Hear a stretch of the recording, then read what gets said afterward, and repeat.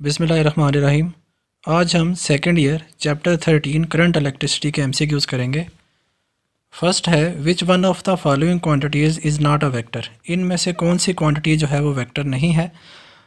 Options जो हैं electric force, electric intensity और पोटेंशियल ग्रेडियंट। इलेक्ट्रिक फोर्स ये वेक्टर है, फोर्स में से ही इलेक्ट्रिक इंटेंसिटी निकाली जाती है, वो भी वेक्टर क्वांटिटी, और इसी में से आगे पोटेंशियल ग्रेडियंट भी निकाला जाता है, तो ये तीनों वेक्टर्स हैं। करंट जो है वो स्केलर क्वांटिटी है।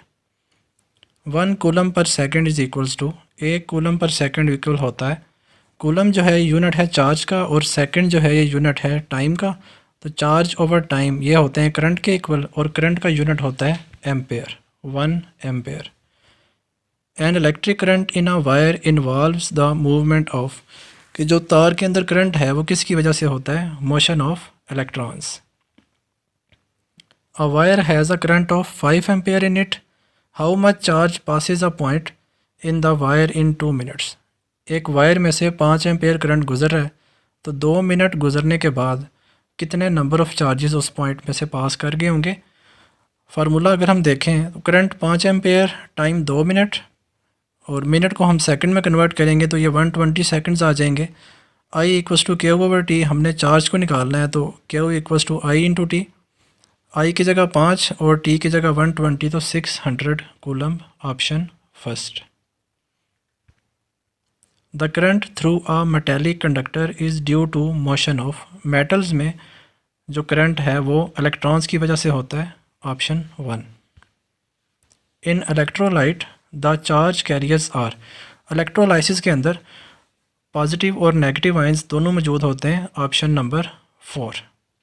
इन gases the charge carriers are, gases में जो चार्ज कैरियर्स हैं वो इलेक्ट्रॉन्स और आयंस दोनों होते हैं। The electronic current is due to flow of, अब इलेक्ट्रॉनिक करंट नाम से जाहिर है कि इसमें इलेक्ट्रॉन्स आएंगे, और इलेक्ट्रॉन्स जो हैं वो नेगेटिव चार्ज हैं, option number 3। Current is measured by its side effects, internal effects, none of these, या एक्सटर्नल इफ़ेक्ट्स। तो करंट्स को हम हमेशा एक्सटर्नल इफ़ेक्ट, जिसमें हीटिंग इफ़ेक्ट भी आता है और मैग्नेटिक इफ़ेक्ट भी आएगा, option number 4, external effects. The potential difference between the head and tail of an electric eel can be up to 600 volt, option number 1। The net acceleration produced in current carrying wire is, कि जब wire में current flow होना शुरू हो जाता है तो वहाँ पर एक स्टेडी वेलोसिटी आ जाती है, तो जब वेलोसिटी स्टेडी होगी तो उसमें कोई कमी बेशी नहीं होती, तो एक्सेलरेशन नहीं होगा, उसमें एक्सेलरेशन क्या हो जाएगा, 0। The drift velocity of electrons in a conductor is of the order of, drift velocity जो है वो जब हम इलेक्ट्रिक फील्ड या करंट अप्लाई कर देते हैं उसकी वजह से जो मोशन ऑफ इलेक्ट्रॉन्स है वो होती है 10⁻³ मीटर्स पर second. The velocity of the free electrons at room temperature due to their thermal motion is, कि बगैर करंट दिए हुए जो नॉर्मल टेम्परेचर पे इलेक्ट्रॉन्स की जो वेलोसिटी है वो सेवरल 100 किलोमीटर्स पर second, option number 2। The uniform velocity gained by the electrons in a conductor placed in an electric field is called, कि जब हम इलेक्ट्रॉन्स को इलेक्ट्रिक फील्ड के अंदर रखते हैं तो जो वेलोसिटी वहाँ पे आती है उसे ड्रिफ्ट वेलोसिटी का नाम देते हैं, second option. A current carrying metallic wire produces around itself, एक वायर में से करंट गुजर रहा है तो उसके इर्द गिर्द मैग्नेटिक फील्ड आ जाती है, second option. Solar cells convert sunlight directly into, solar cells जो हैं वो सूरज की रोशनी को इलेक्ट्रिकल एनर्जी में कन्वर्ट करते हैं, second option. Electrical generators convert mechanical energy into, ये भी मैकेनिकल एनर्जी को इलेक्ट्रिकल एनर्जी में कन्वर्ट करते हैं, third option. The heating effect of current is used in, कि करंट की वजह से जो हीटिंग इफ़ेक्ट है वो इलेक्ट्रिक हीटर में भी यूज़ होता है, इलेक्ट्रिक आयरन जिसे इस्त्री कहते हैं उसमें भी यूज़ होगा, टोस्टर इसमें भी यूज़ होता है, तो all of these. If the current passing through a conductor is reduce to half, अगर किसी कंडक्टर में से करंट गुजर रहा है उसको अगर हम आधा कर दें, then the heat produced becomes, तो जो हीट प्रोड्यूस होगी करंट की वजह से फार्मूला अगर उसका देखें तो होता है H equals to I square R T, I current, R resistance और टी जो है वो टाइम। यहाँ पर अगर हम करंट को हाफ कर देते हैं तो न्यू वैल्यू जो आएगी 1/2 आई, इसका स्केयर होगा 1/2 1/4 हो जाएगा। तो अगर हम दोबारा से उसको रीअरेंज करें तो आई स्केयर आर टी फिर से आ जाता है। तो जो नया हीटिंग इफेक्ट हीट प्रोड्यूस होगी वो इक्वल होगी 1/4 original heating effect. Option number 1/4 times decrease हो जाएगी। The process of coating a thin layer of some expensive metal on an article of some cheap metal is called, कि जिसमें हम एक मेटल के ऊपर दूसरी मेटल की लेयर चढ़ाते हैं उसको हम इलेक्ट्रोप्लेटिंग का नाम देते हैं। First option. Ohm's law can be apply to, Ohm का जो कानून है वो किस पे अप्लाई होता है? डायरेक्ट करंट, अल्टरनेटिंग करंट, इसमें कोई इफेक्ट नहीं करते तो बोथ ए एंड बी दोनों पे अप्लाई हो जाएगा। Volt per ampere is the unit of, volt per ampere अगर हम इसको देखें तो वोल्ट जो है वोल्टेज का यूनिट है, एम्पेयर करंट का यूनिट है। तो V/I ये इक्वल होते हैं R के ओहम्स लॉ के लिहाज से। तो R का जो यूनिट है वो है resistance. Second option. The property of a substance which opposes the flow of current is called, किसी भी सब्सटेंस की वो प्रॉपर्टी जो करंट के फ्लो को रोकती है उसे हम उसकी रेजिस्टेंस का नाम देते हैं। Semiconductor is the example of substance, ohmic, non ohmic, insulator, none of these. तो सेमीकंडक्टर को जब हम करंट सप्लाई करते हैं तो ये स्ट्रेट लाइन शो नहीं करता, इसलिए ये नॉन ओहमिक है।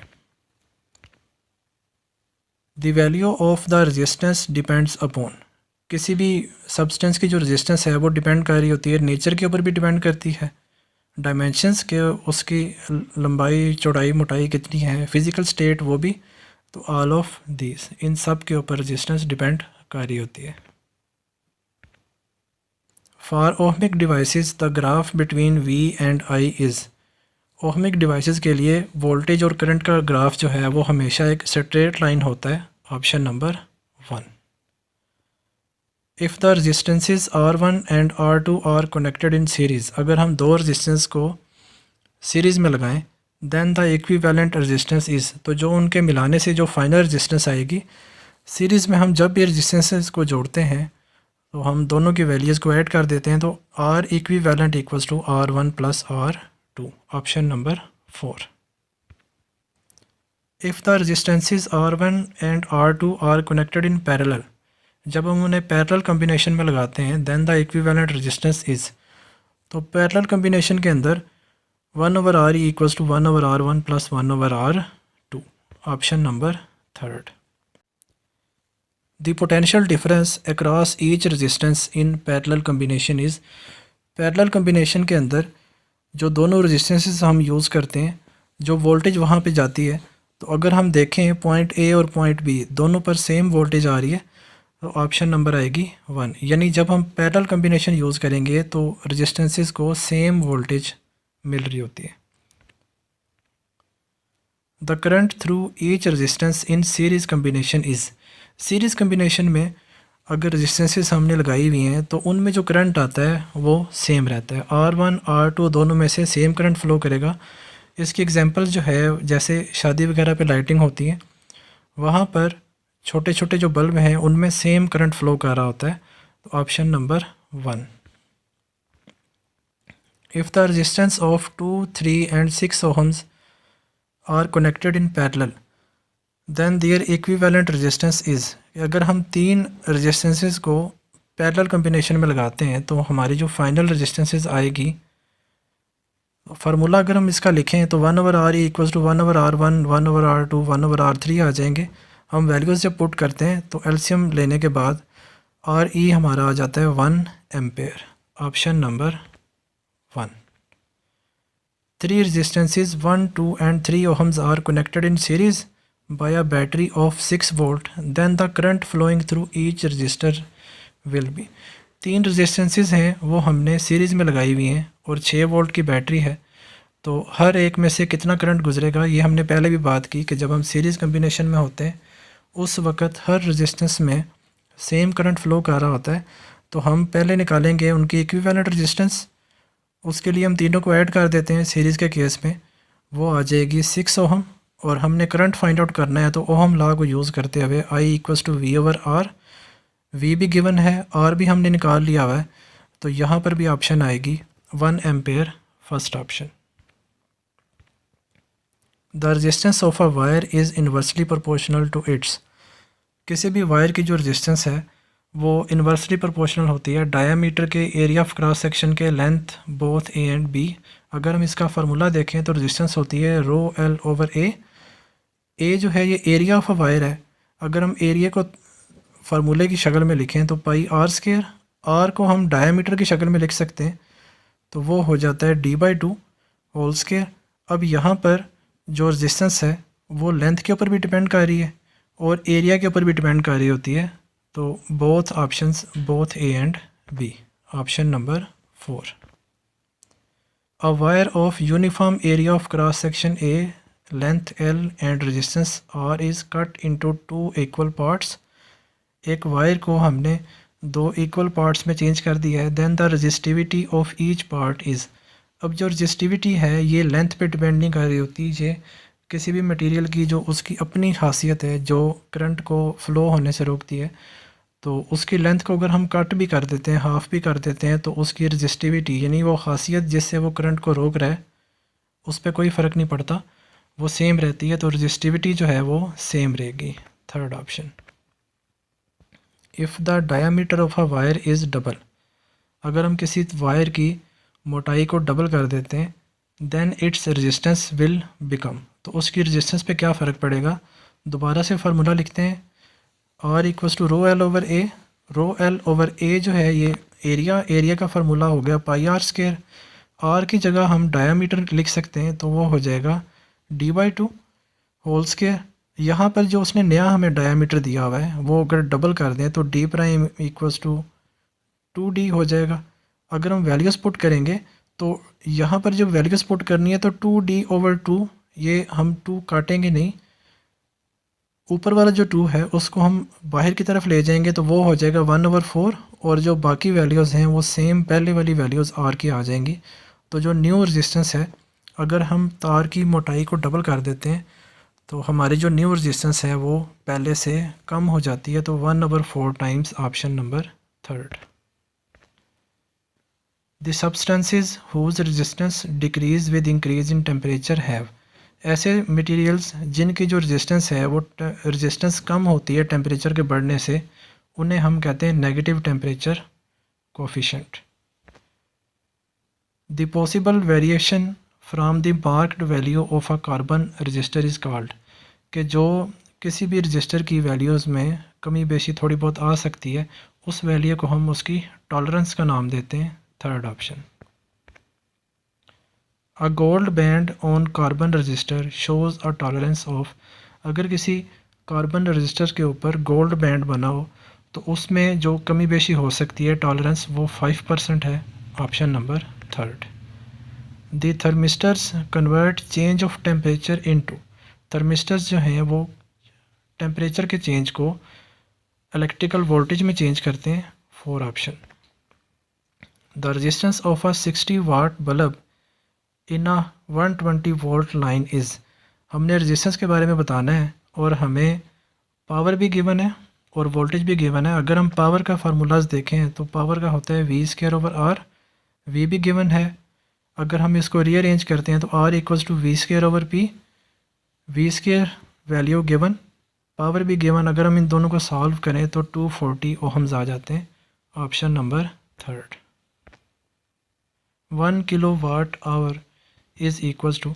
अगर हम इसको लिखें तो 1 किलो वाट आवर में किलो जो है ये 1000 को शो करता है, वाट को वैसे ही रहने दें, और 1 घंटे में 3600 सेकंड्स होते हैं। अगर हम 1000 और 3600 को सेपरेट कर लें और वाट सेकंड को सेपरेट कर लें, तो यहाँ पर जब हम ये फिगर को लिखेंगे साइंटिफिक नोटेशन में तो 3.6 मल्टीप्लाई 10⁻⁶ आ जाएगा। वाट जो है ये इक्वल होता है जॉल पर सेकंड के, सेकंड आपस में कट जाएंगे, आंसर आ जाएगा 3.6 multiply 10⁻⁶ joule. The energy supplied to unit charge by the cell is called, कि जो सेल जो है वो जो एनर्जी सप्लाई करता है उसे हम ईएमएफ का नाम देते हैं। First option. Terminal potential difference of a battery is equals to its EMF when its internal resistance is. यहाँ पर वो कहता है कि अगर हम किसी भी बैटरी के साथ कोई इंस्ट्रूमेंट यूज़ कर रहे हैं, डिवाइस यूज़ कर रहे हैं, तो जो बैटरी की तरफ से ईएमएफ गिवन है वो टर्मिनल वोल्टेज के इक्वल तब आती है जब बैटरी की इंटरनल रेजिस्टेंस ज़ीरो हो। तो option number 2। For an open circuit the current flowing through the circuit will be. Open circuit के करंट के बारे में पूछा गया। तो करंट का हमेशा याद रखें वो तब फ्लो करता है कि जब सर्किट जो है वो क्लोज शेप में हो। ओपन सर्किट में करंट फ्लो नहीं करता। Option number first 0। When no current is drawn through the battery than EMF is. जब किसी भी बैटरी में से करंट फ्लो ना करवाया जाए तो बैटरी की जो ईएमएफ है वो क्या होगी। ईएमएफ जो है ये बैटरी की सलाहियत है जिसकी वजह से वो करंट को फ्लो करवाता है। तो अगर हमने बैटरी को किसी सर्किट में ना भी लगाया हो तब भी उसके अंदर ईएमएफ मौजूद होती है। तो ऑप्शंस के लिहाज से आएगा नॉट 0, सेकंड ऑप्शन।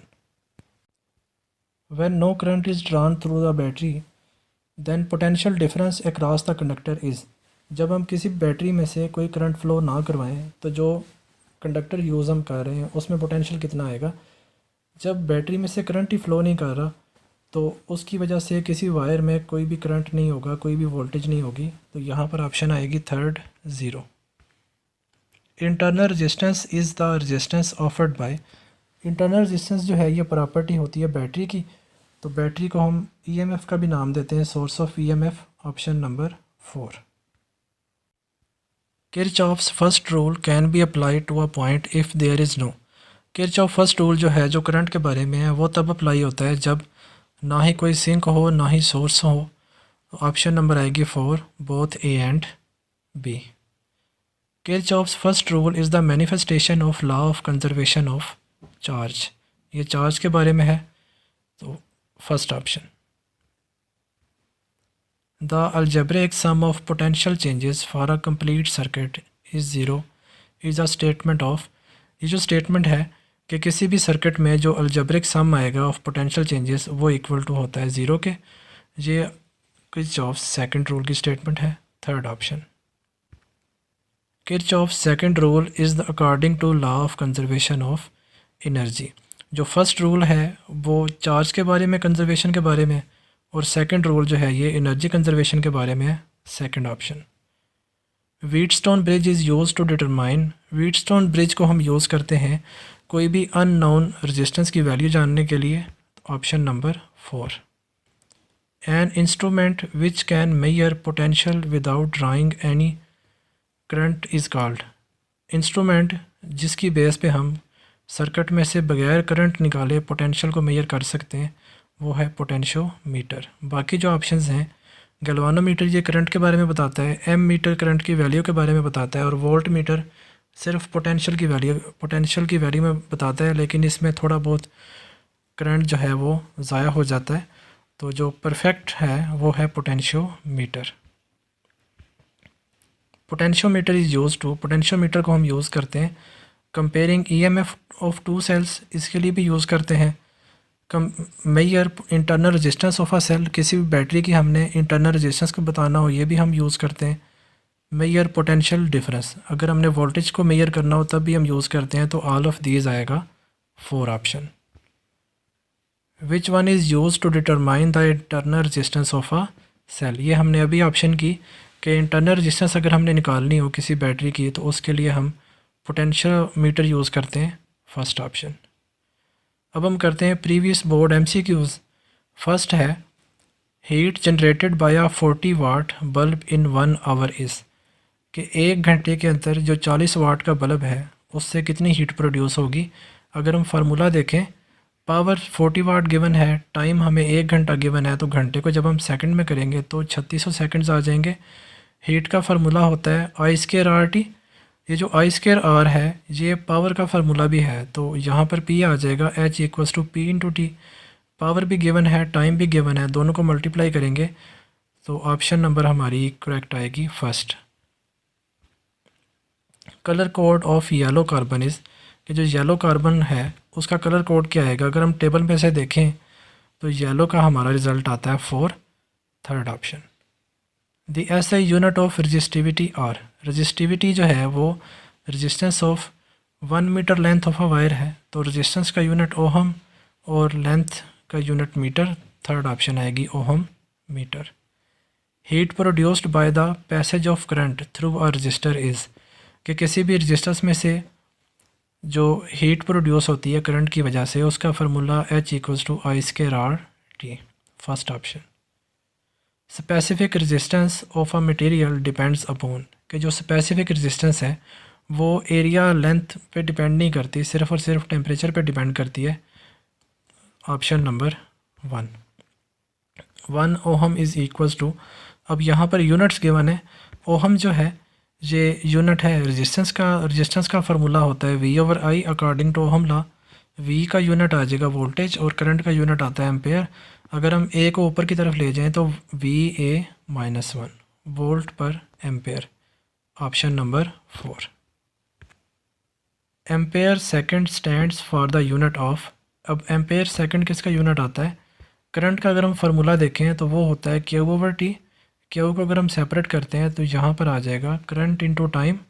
करंट का यूनिट आता है एम्पेयर और टाइम का यूनिट आता है सेकंड, तो एम्पेयर सेकंड इक्वल आता है चार्ज के, और ऑप्शन नंबर आ जाएगी 4, चार्ज।